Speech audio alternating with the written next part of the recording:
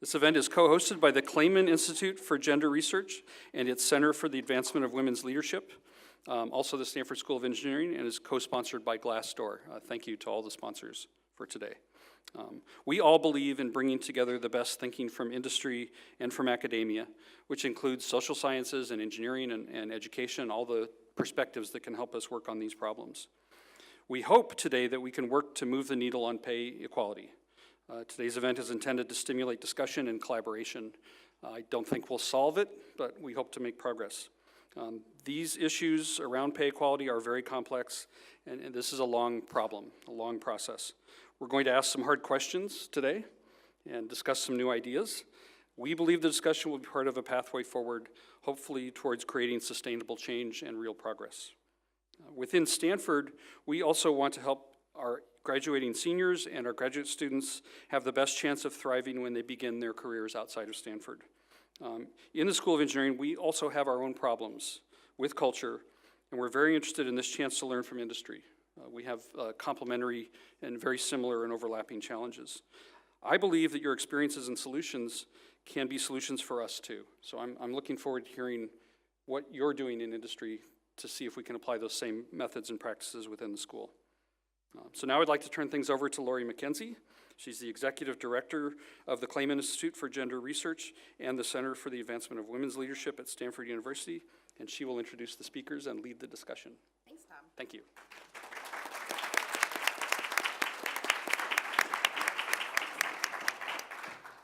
Today's conversation really is a chance for us to move the needle, bringing together the best ideas from academia and the best thinkers from industry. So I'd like to introduce the panelists today. To our far end of the table, we have Shelley Carell, Professor of Sociology and, by courtesy, Organizational Behavior, and the Barbara D. Finberg Director of the Clayman Institute for Gender Research. We have Blake Irving, the CEO of GoDaddy, Sherry Shepard, the Burton J. and Dee Dee McMurtry, University Fellow in Undergraduate Education and Professor of Mechanical Engineering. We have Cindy Robbins, who's the Executive Vice President at Salesforce for Global Employee Success. And last, Robert Homan, who is the co-founder and CEO of Glassdoor.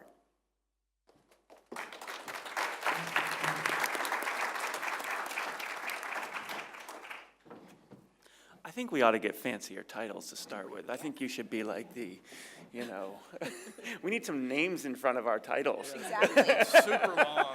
I could have said Chief Executive Officer. That would have stretched it just a little I was bit. thinking, more like Title equity. the Bill Gates CEO of, I don't know. All right, anyway, I'm just talking out loud. Okay. Lightning Thank out. you. And it's my job to control the conversation. Let's go. Here we go. Let's do it. All right. So as we said, pay equity is a challenging question. Women have been out-earning men in undergraduate degrees for over 30 years, and yet the pay gap has not closed, and in the past 10 years, it really goes up a penny, down a penny. Why is that? So we're going to start the conversation framing it with a little bit of research. We're going to start with Shelley Carell. And Shelley, I'd like you to really talk about what is the gender wage gap, and is it a myth or is it a reality? Yeah, thanks. I thought it would be good to sort of start off with just setting a definition that I think a lot of people probably know. The gender wage gap is the ratio of women's earnings to men's, and this is usually expressed in annual earnings for men and women who work year-round full-time. And that currently is at 79.6%. So women are earning about 80% of what men are. There are lots of factors that contribute to that gap, and one of the biggest factors is the segregation of men and women into different kinds of jobs. So women tend to be found in jobs with lots of other women, and those jobs also happen to pay less. And so that's one of the big factors that contributes to that. And I point that factor out because when some people hear that, they begin to think that the gender wage gap is sort of a myth. It's not really coming about for any reasons that we can act upon. It's simply the result of women's choices, that women choose jobs that pay less, and that if women would choose different jobs, the gender wage gap would go away. But I think it's really important for us who, wanting to work on pay equity to understand that interpretation of the data assumes that women can just choose any jobs they want to, okay? okay, when we have a lot of social science evidence that suggests that our stereotypes about gender constrain women's career choices in all kinds of ways. So rather than seeing that as a factor that explains the wage gap, to me, these factors are really sites where we can intervene. If we want to bring about pay equity, what can we do right there to affect how people's careers unfold and the way those career paths shape their earnings? And what's really interesting about what you're saying about the different career paths is typically we don't have data at the title or job level. And what's really interesting about the latest Glassdoor analysis is that we can start to unpack how that works within a company and by title. So I don't know, Robert, if you want to share some of your latest findings. So I think, so Glassdoor collects anonymous information from people on what they make, what it's like to work at their companies. That's what we do. We see about 35 million people a month to the service. So we have a very large data set of salaries that are reported. We see about women make about 74 cents to the dollar for men, roughly speaking. So in the range of the 79 cents that government is reporting. I think what's limiting about that statistic and data is it frankly doesn't resonate very well with many leaders and executives. Like I know as a CEO, I certainly sat back and said, I don't pay anyone 74 cents on the dollar. I certainly never set out to pay anyone 74 cents on the dollar. It just doesn't resonate, doesn't make sense. And so we wanted to understand this much better, and we had the data to be able to do it. So we call that the unadjusted pay gap. But we're able to take the data and adjust it for job title, location, experience, length of time in role, sort of all the things that you could argue justifiably should drive pay. So a couple things fall out of that. One, there's 6% left over. So there is bias. It's not 20-some%, and which is, again, I think doesn't resonate with a lot of leaders, but it's about 6% when you control for all, and it's statistically significant, and this is a published, peer-reviewed data set, and it's real. And that's small enough, too, that, like, that's believable that, like, that's going on in our organizations kind of right under our noses, and it ought to be fixed. We call this idea that women end up in these different roles that pay less, we call it career sorting, or that's what the economists call it. And it does explain about half of it. It certainly doesn't justify it, but it at least explains why they end up, why the pay is what it is. But the other part that is, there is something that we don't fully understand yet, which has to do with promotions and career trajectory, which explains sort of the other, another 25% of the pay gap. And so anyway, that's what we see. The adjusted is about 6%, unadjusted is about 25%. And then we begin to see interesting things because we can look at it by job title. So are there any engineers in the room, software engineers? Okay, good. So you'll understand what I mean, what I'm talking about when I give you these titles. Okay, computer programmer is a job title that's not really used. I actually didn't even realize it was used at all anymore, but it is. And computer programmers have a gender pay gap of about 28%, adjusted. So big. Even after adjusting for everything, it's really big, which kind of resonated with me because I'm kind of like, okay, it's probably like, old school jobs, sort of old school companies that are probably on the trailing end of not willing to make these changes or really look at these things. Mobile engineers, sort of like the newest engineers, it's 2.8%. So it gives me hope. It's getting better. It's changing, sort of the newest people in this field entering, or at least this microcosm, the gap is much smaller. There's some hope. So anyway. Great, and it's, so we're going to talk about the unconscious bias later, because that's a really important topic that you raised. You also raised the interesting idea that by title there could be different wage gaps. I think that's an important finding for people considering how they might negotiate or enter their job. And Sherry, would you share some of your interesting insights into different ways of thinking about how we should perceive this for our engineering students and our careers? So I think a lot about engineering students and the engineering workforce, both at the national and international level. And to put engineers in context, there are 1.5 million engineers in the U.S. That's 0.5%. So a lot of people may not even know an engineer growing up. At the same time, there are 3.6 million people who were educated to be engineers, and you might say, oh, we have an oversupply, but the reality is pathways are much more nuanced, that people go into work that's aligned or consistent with their work, but isn't labeled engineers, so we have to be careful of titles. And 1.54 million well, there are like 14% of engineers that don't have an engineering degree. So also, what is the relationship between degrees and the work you do? Of the 1.54 million engineers, 14% are women. So they're very much underrepresented in terms of the engineering workforce. So all of these data will be coming out in the spring in a report by the National Academy of Engineering on the engineering workforce that I've been on the team on. And in that, I've been hanging out a lot with economists. And they have an interesting way of looking at the world, supply and demand. And you know, if somebody wants something and there's not enough supply, you add more money. And so a question I'm really struggling with in terms of engineering is if companies and organizations are really serious about increasing diversity beyond the 14%, where's the money involved in that? So in some ways, the pay gap could actually be flipped as an interesting driver towards diversity if we really are serious about that question. And one thing that can help drive us to understanding the difference between supply and demand or what's going on in the marketplace is transparency. So the move in Silicon Valley for many companies to report their gender pay data has been, I think, a really important factor in holding us accountable to closing whatever gap we did find. Salesforce was really one of the early companies that came out with this. And what I think is interesting in talking with you is it's not a one and done, it's part of a long journey. And I don't know if you'd be willing to share with us the journey and the work that you're doing. Well, the journey really started when I went through my own experience and how I personally was elevated into the company. Myself and a fellow colleague, Layla Sika, who's a product executive, we were friends prior to Salesforce, and I had been at Salesforce for 10 years. She had been there at 8 years. And as we kind of came down from that elevation, we wanted to better understand how can we do the same for others in the company, women specifically. How can we bring more women and to the forefront and get them elevated? And then we started talking about pay as one idea. And we just started asking ourselves the question. And in fact, Layla had said to me, well, you run HR, don't you know? And I said, well, we've never done this type of assessment before.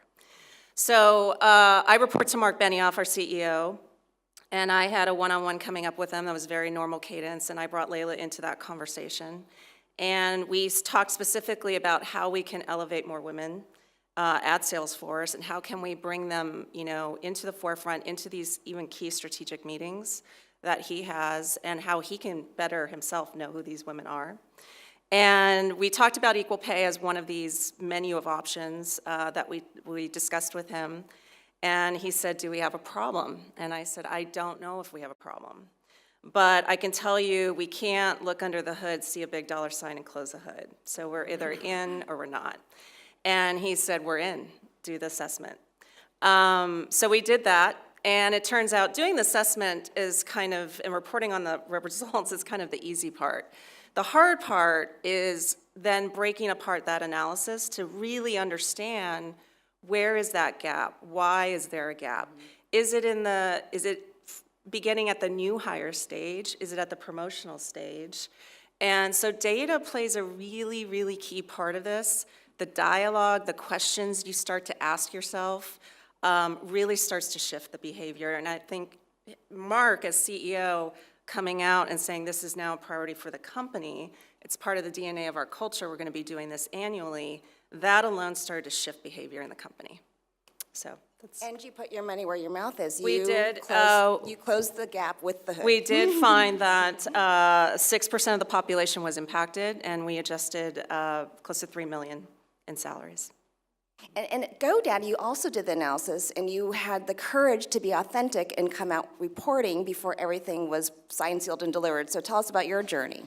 Yeah, so we made a commitment to publish the data before we knew what the data was.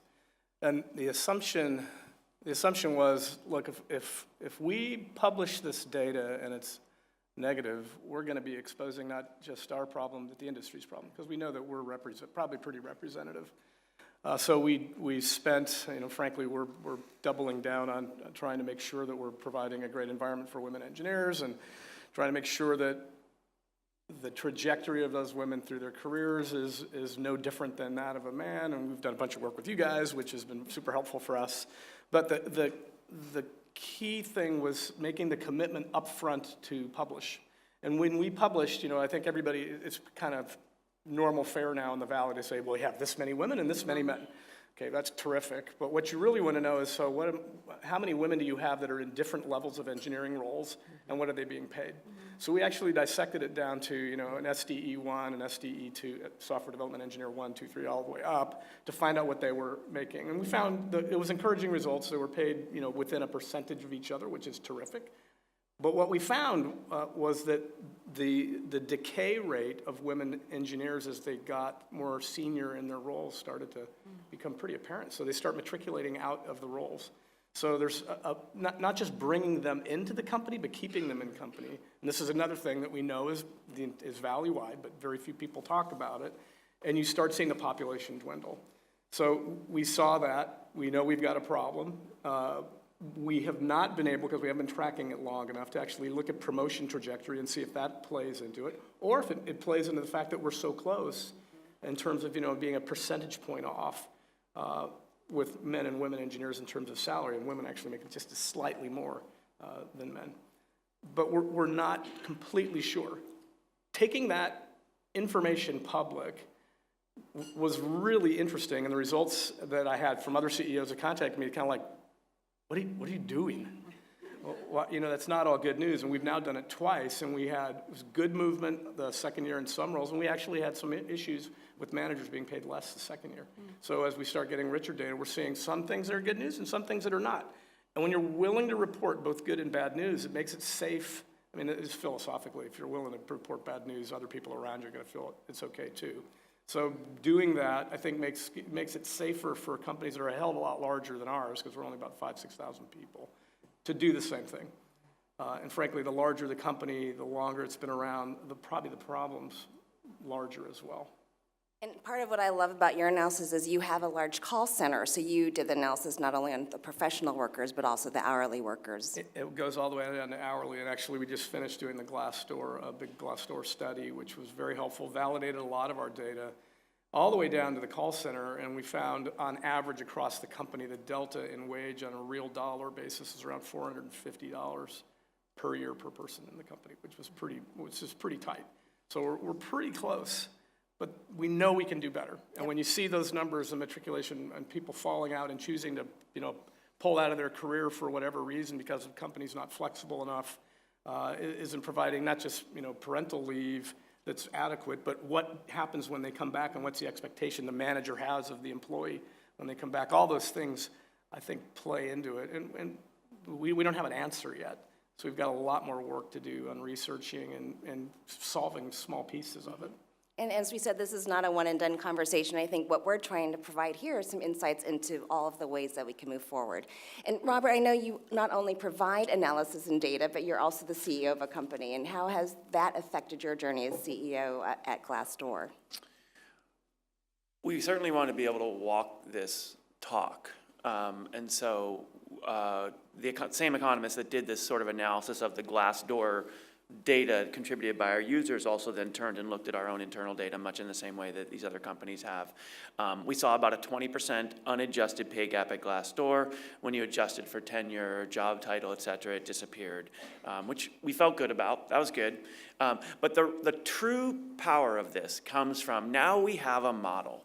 And now we just went through our annual review cycle. We did promotions, we did raises, we did bonuses, and you can just run the whole thing through the model again and say, did we introduce any bias?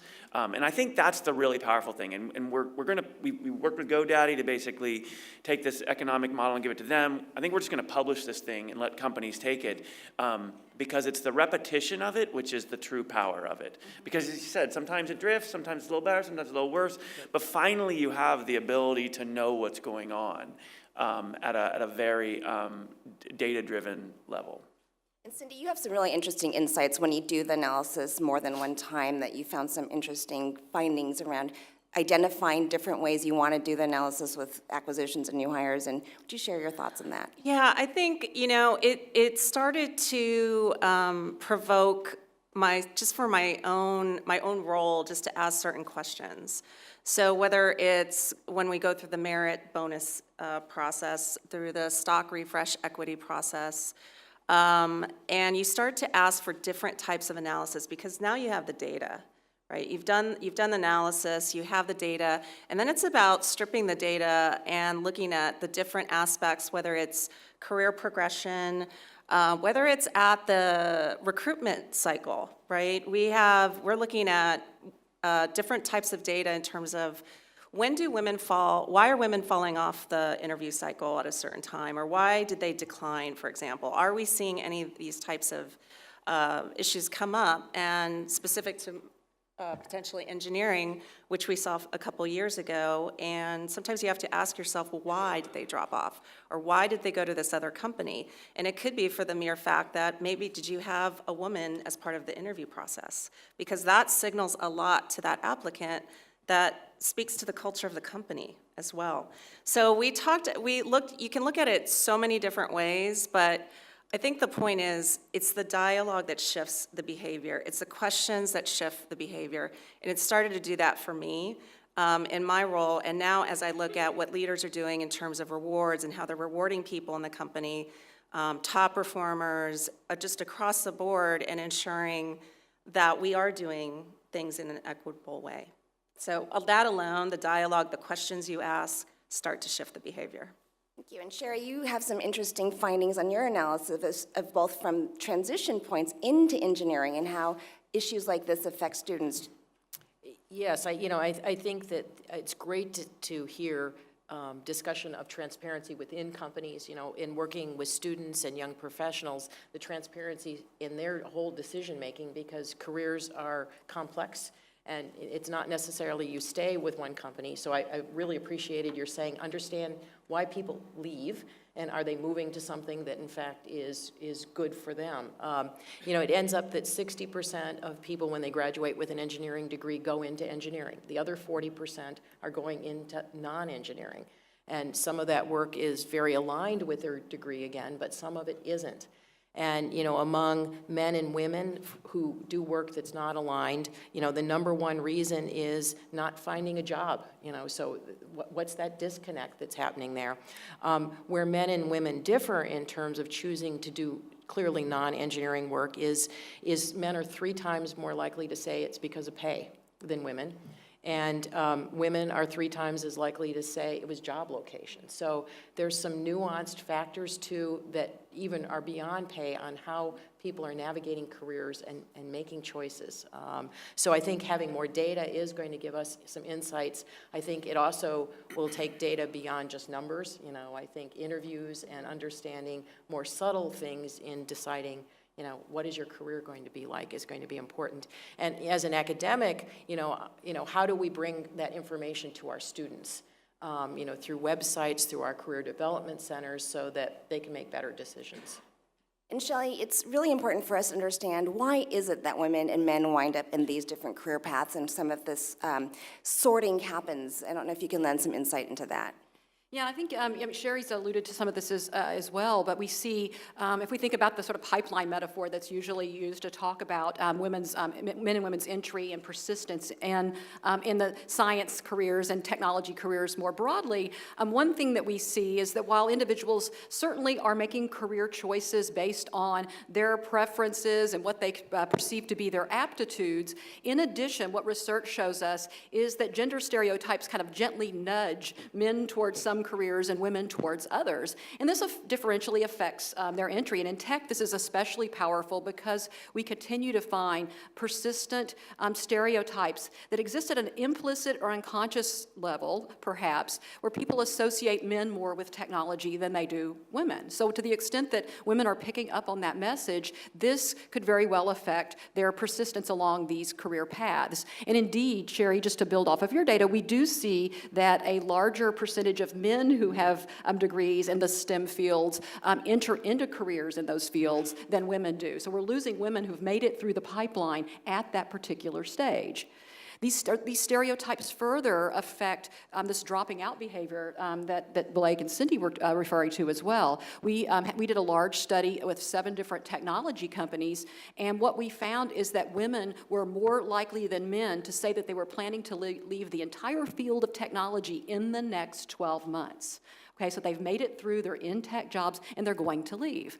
And there again, the biggest predictor of that was their sense that they did not feel like they fit into the environment of technology. They didn't feel like they looked like what a successful tech worker looks like. So I think that's kind of, sounds like a bleak story, but to me it's actually a positive one, because it's really suggesting that there are features of our environment that are chilling women out. And if we can figure out what those features are and alter them, we should be able to retain women. And indeed, I'll just finish with one point here. Social psychological studies show that this is possible, that a simple intervention like changing the images in a computer science classroom at the college level leads women to be more interested in computer science than if the images in the room were sort of more stereotypically masculine. So these are little things that we can do to help not only bring women into tech, but I think keep them there. And we talked about part of the pay gap being due to undefined factors, and we're really, in some senses, talking about the unconscious bias that might pervade in workplaces. I know, Blake, you've done a lot of work in trying to figure out not just what to do when you do your analysis, but how do you dig into this issue at a much more micro level? Well, you confront it to start with. And I think you actually start, you try to start at the top. So what we did, which you're intimately familiar with, we actually said, look, we're going to go bring the Clayman Institute into the company, and had 2 Clayman researchers actually attend our most senior calibration meeting to listen to the language of the most senior team who's calibrating the rest of the senior employees, to see how we were talking about women, to actually audit were they being moved up in a 9 box, down in a 9 box, what was the conversation looking like, were you talking more about style than substance, because there's a thing that like women get talked about style, it's not about what they did, and so, I mean, all those types of things. So we started there, and then said we're gonna take this down to the next level, we're gonna audit some of our review metrics, so we're gonna go through actual reviews and have those things audited so people can read them and see what kind of language is in there that might bias a review process. Same thing with promotions, what promotion language does it look like? And then take that information and act on it.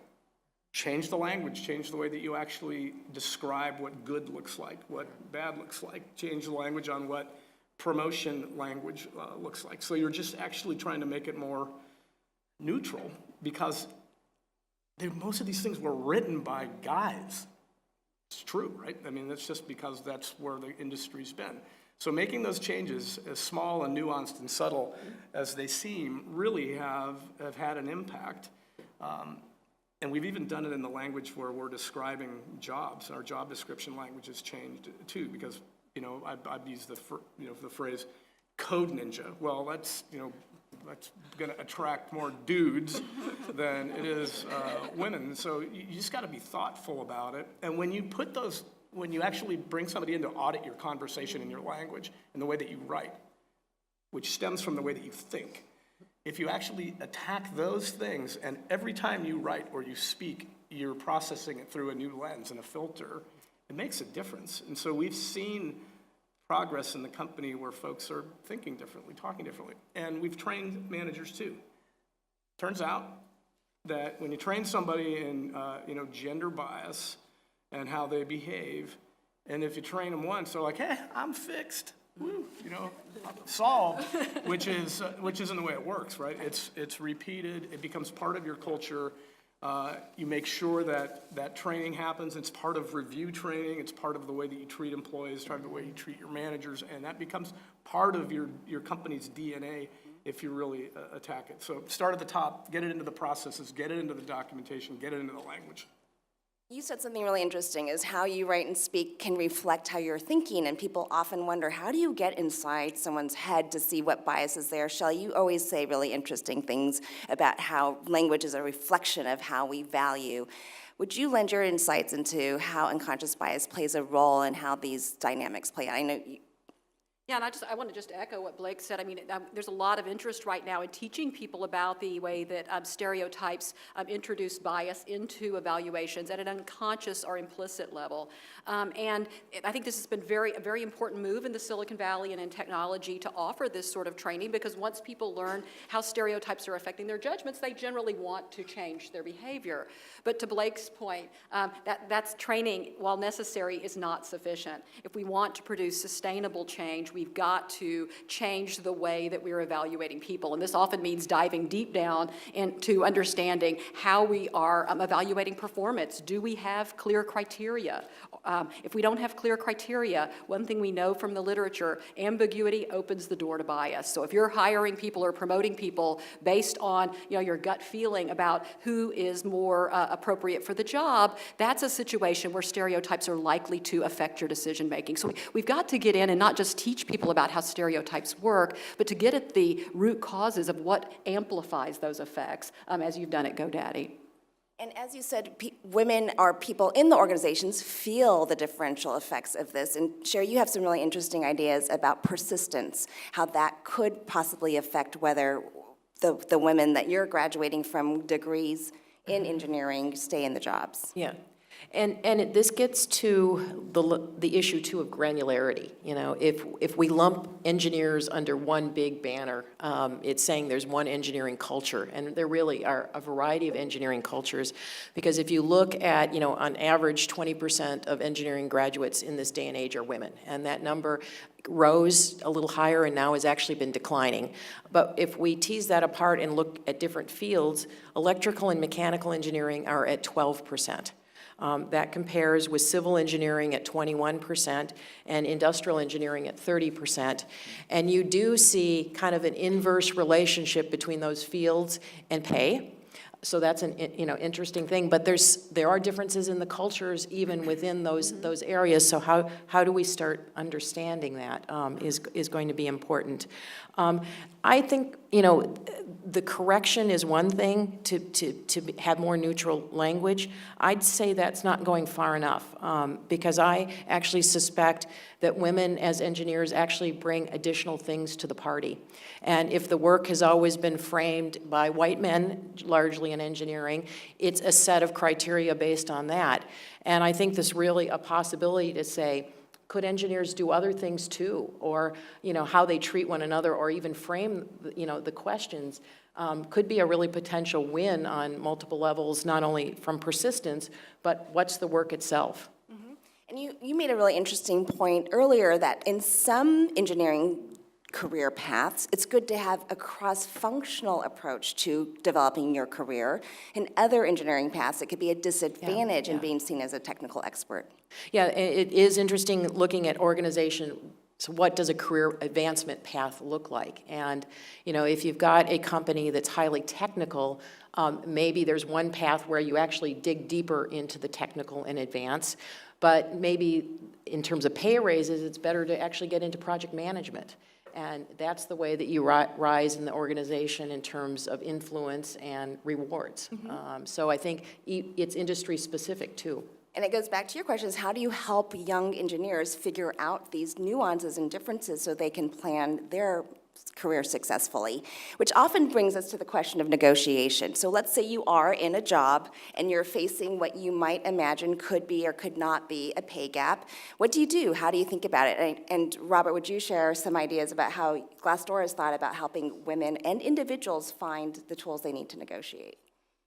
Yeah, data solves this, or it's a necessary precursor to being able to solve it. So pay gap or not, if you don't know how much is typically paid for a role that you're interviewing for, you're probably in a poor negotiating position. Let's just say, no matter man, woman, experienced or not, if you don't have the data, you probably are ill-prepared. And that's what we set out to solve with Glassdoor.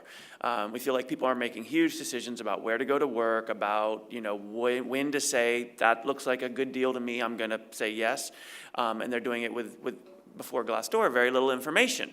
So the idea was, get people to tell us their salaries, pull it all together, and make it available back to the public for free. We just recently launched a product called Know Your Worth, which we have so much salary data now that we actually can predict, given a person and their education history and where they work now and their job title and their experience, we can predict what we think they should be earning. In their local marketplace. It's very specific, which independent of race or gender. And again, this is going one step further. Before we Glassdoor provided, okay, this is what software engineers at Google make, or this is what software engineers in the Valley make, and you could do this. This is different. This is what I, Robert Homan, or you, Lori, we think you should make. And it's incredibly powerful to begin a negotiation with that kind of data at your back. And I love the idea that this is not only good for employees, but for employers who want to retain the very best talent in their organizations.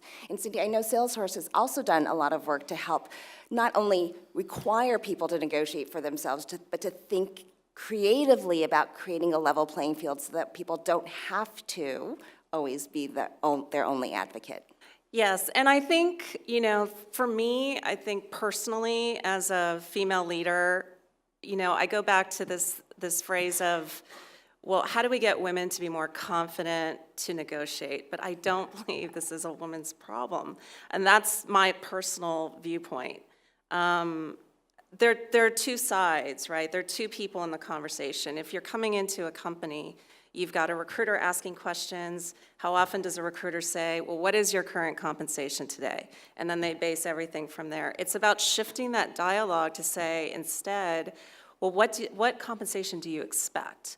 Or for the other party to say, well, how does this offer compare to my peer level in the company? And I think, honestly, as companies like GoDaddy and others become more transparent about their pay practices, it almost will hopefully eliminate this negotiation issue that seems to be a big obstacle. But I don't feel it's about necessarily making women more confident to ask. That said, it did force me to look back on my own career and figure out, did I ask those questions? How often does a manager give you a merit increase and say, congratulations, here's your merit increase, and then that's the end of the conversation? And so I think again, it's changing the language. I think we've heard that phrase. It's really, really important. When Mark Benioff came out, like I said, on equal pay and elevating women and requiring 30% women to be part of his key strategic meetings, that was one thing. But it was also, because I was part of that, and I elevated in my career because of it, but it was also my responsibility to stay in those meetings. So everyone has a responsibility, right? And so while I think we have done a lot to train managers and train also women in the company who have expressed this about negotiating more and how can they do it, and if they do it once and get turned down, how do they go back at it again, right? Because that's the other aspect of it. But this is not perfect by any means, but I'm hoping that in years' time, because of the transparency that hopefully companies will come to the forefront and acknowledge their pay practices, that this negotiation piece will kind of settle. Right, and then at the Clayman Institute, we agree with you that resiliency and grit is one of a person's best friend when you're navigating these difficult career paths. And as you said, it's not that you did it once and it was successful and you keep moving forward. There are going to be ups and downs. And I think one of the things I found the most valuable for me was not only the resilience and grit I developed, but finding like-minded people in the company who would shore each other up in order to move forward through whatever challenges there are, business, personal, whatever. And Shelley, would you illuminate for us? I think you made a really good point. Negotiation is not always the woman's responsibility. Yes, and I want to talk about that, but I want to share one example first that comes that really underlines what Robert was talking about. I had a student email me 2 days ago who had been in my sociology of gender class where I teach negotiation, and she told me that she had gotten the sense that she was being underpaid in her job, and so she was nervous, but she was going to go ask her employer to raise her salary by $5,000. But then she turned to Glassdoor, a few other sites to try to figure out what the going rate was for her job, which there was no way in the past she would have been able to find that. And she found out to her surprise that she shouldn't be asking for $5,000, but $20,000. And so said she was even more nervous, but she took what she'd learned about negotiation. She went in with the case to her manager, showing the data, and her manager immediately raised her salary by $20,000. Awesome.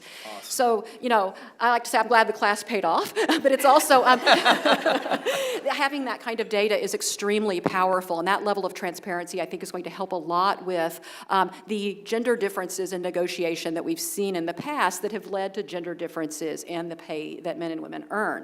But the other piece of this, and Cindy, I think, alluded to, is we've got to do more than just encourage women to negotiate. We've got to create environments within our companies that allow women to negotiate without penalty. And there's numerous studies out that show that when women negotiate for higher salaries, they usually get the higher salaries, but there's a pushback, and that the person they negotiated with will not want to work with them, okay? Negotiating hard violates our expectation that women are not supposed to be aggressive and self-promoting. So we've got to change that environment. And even a recent study I was reading shows that even the most, I think, justifiable reason to negotiate for a higher pay, someone made you an outside offer and they're willing to pay you more. I mean, if that happens to you, that should be the easiest time to go to your supervisor and share that. When women do that, when they come in with an outside offer, one of the pushbacks they get is they're not loyal to the company and sort of penalized for not being loyal. So we've got to create the space within our workplaces where if we're going to have negotiation, we allow it for both men and women. And doing so because if we want to retain women, we're going to have to keep their pay equal to men. If they find out they're not being paid at the same rate, they're going to walk out, vote with their feet. And so this is a retaining women issue as well. So I've been at the Claimant Institute for 9 years. Londa Schiebinger brought me in, and I remember when I was hired, they said, "Why are you getting an MBA to run a gender research institute?" And the answer was, well, feminism could use a little marketing. But one of the things that I always push for in our organization is, how is this going to create change? So here we are sitting on top of really brilliant ideas, great thinking, but unless our ideas promote the greater good, we're not doing our full job. So one of the things I want to leave us with today is not just what we can do as individuals, not just what we can do as individuals inside of an organization, but what sort of collective action could be motivated by this discussion today that could help the industry move forward? Because we've had a lot of discussion about how one company's actions can affect another. If you bring pay inequality into your negotiation, you could accidentally keep replicating that throughout a person's career. So what are the ideas we have here at the table? I'm going to ask each of you to share one idea that we could take away from today's discussion about collective action that could help the high-tech industry be more inclusive and to diminish the pay equity gap. Sherry, I'd like to start with you. Well, I would offer thinking about what are new and enhanced partnerships between industry and the academy.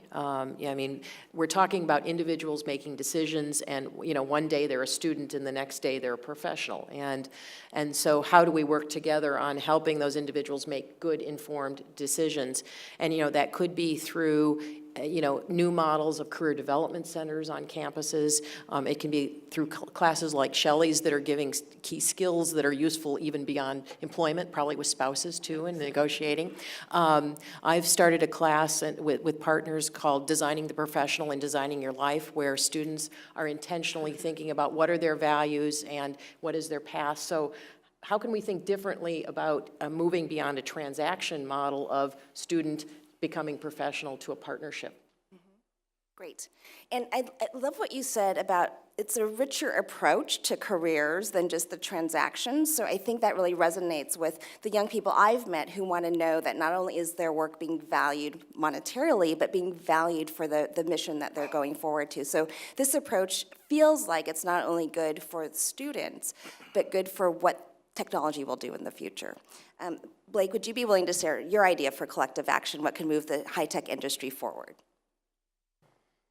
Yeah. So, Small question. small question. I'm going, man, it's a big one. I think when you are hiring, and we have this phrase that we call pay it backward, which you have two identical jobs. You hire a man into one, you hire a woman into the other, and you base it on that increase in salary, that you don't just look at the increase in salary, you look at the entry of both of those roles and make sure that you're treating them the same. And we had an instance at the company where we had somebody hire in at a pretty senior level, a man, hired in, great work experience, big history, and gave him an offer. Here was the number, here's your equity, here's the bonus structure. A woman, 2 weeks later, same job, exact same job, different team, came in, gave her the same increase, ready to pull the trigger on it, looked at, I actually asked the head of HR, are we doing this ourselves? Are we actually perpetuating the problem? Let's go look at the offer and see where the two salaries end up landing. Guess what? The woman candidate was bringing her salary disparity and the problem that the industry has had over the last decades with her. And even though the numbers were identical, she was being paid less. So we said, amend her offer. Make sure it's exactly the same, because we're not going to perpetuate this anymore. We're just going to bring them in at the exact same number and just get on with it. But this is happening industry-wide. So when you're hiring somebody from another, don't just look at the numbers and what the increase is. Look and see what identical roles are, and even at the senior level, and make sure that folks are being paid the same. I think I would ask every company in the Valley to do that.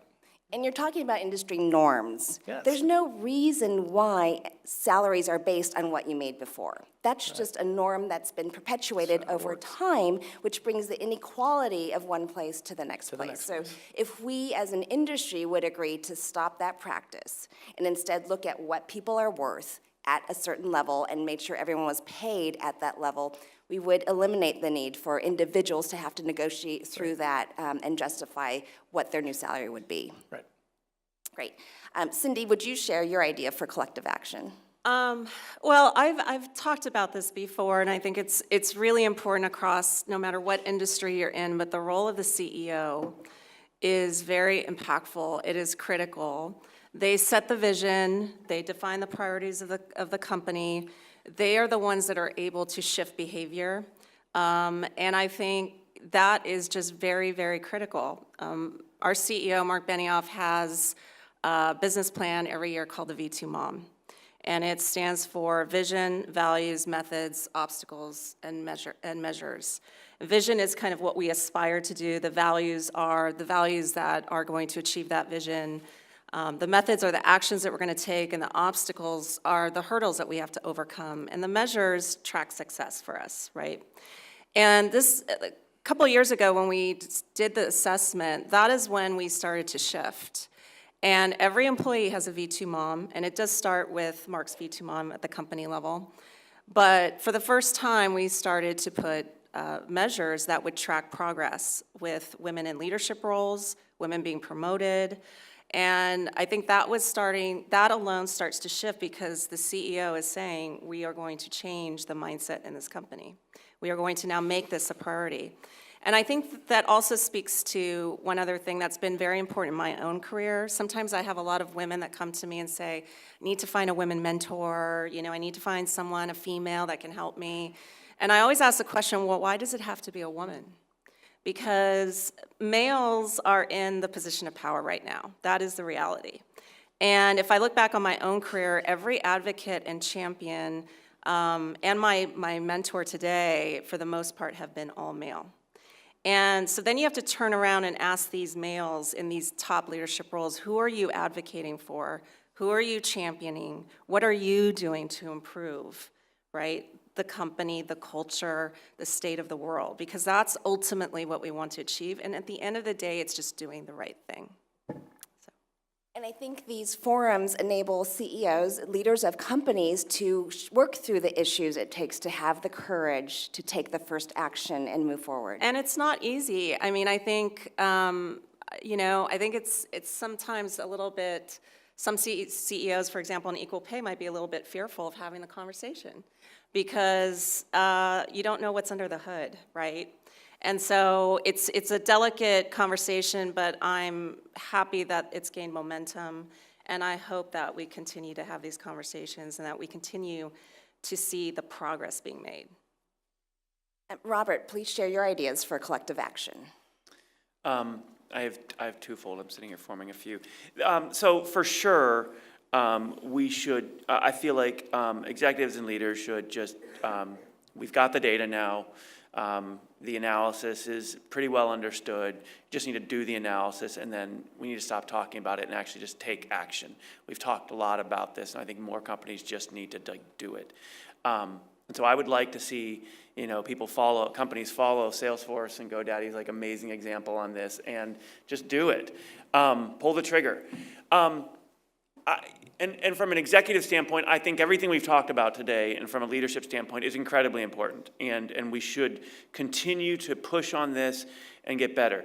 But there's something I'm picking up on today too, which is I just want to say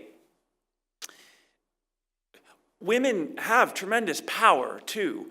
And especially, young women entering the technology field in particular, I haven't met a CEO who would not die to have like the best engineers, period. Like we're starving for data scientists and engineers, and it doesn't matter what color they are or what gender they are, like we're just starving. And when the data's there so that use your power. Use your power and demand to get paid. Do what this young lady did. And basically, when you find out you're underpaid by $20K, like they're gonna pay you because they wanna keep you if you're good. And there's no reason, so use your power is what is probably the thing that I would say too. So there's collective action on both sides. And I think there is enough transparency and data, and we'll keep pushing on that part, but use it. Use it. And I want to say, I'm going to make a little mini commercial. On the Clayman Institute website, gender.stanford.edu, there's a video on negotiation that helps individuals, men and women, frame the conversation so that we approach these important negotiations, use our power in ways that will actually produce the results I want. It's done by Maggie Neal from the Graduate School of Business. And one of the things she talks about is to make sure if we frame our negotiation in a communal way, for the good of the technology, for the vision we're bringing, for what we want to create for the team, backed by data, women are more likely to get their negotiations well received. So I agree with you. Use your power and find the tools that will make you more effective, like this negotiation video. Shelley, would you share your ideas on collective action? Yeah, I've really been so impressed with all the good things that are happening in the industry to try to increase the representation of women in tech. And as someone who's done research in this area, I think we know a lot about the kinds of things that would help.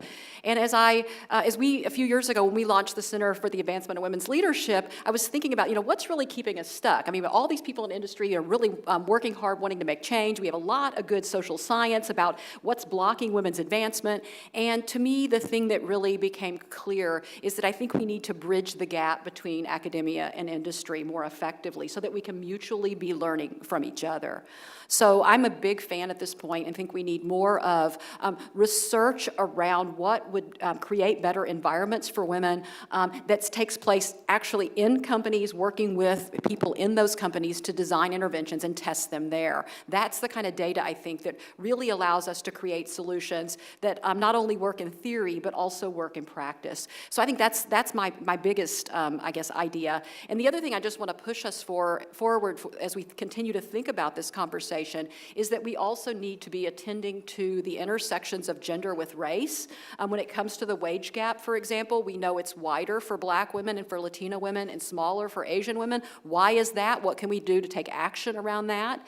And further, we need to be looking at this across the pay scale, which I think the Glassdoor data is allowing us to do. But if we were able to also really key in on gender wage gaps at the bottom of the pay distribution, that would be important, because if we could close that wage gap, we could do a lot towards eliminating poverty in this country. And I think that would be another big payoff to this kind of data, and learning to understand this kind of data and acting on it.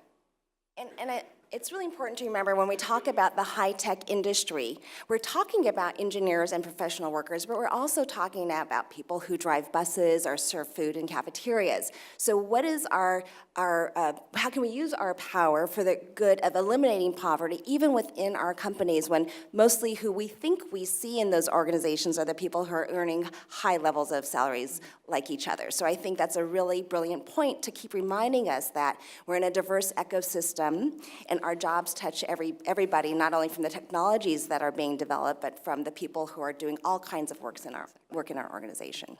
Great.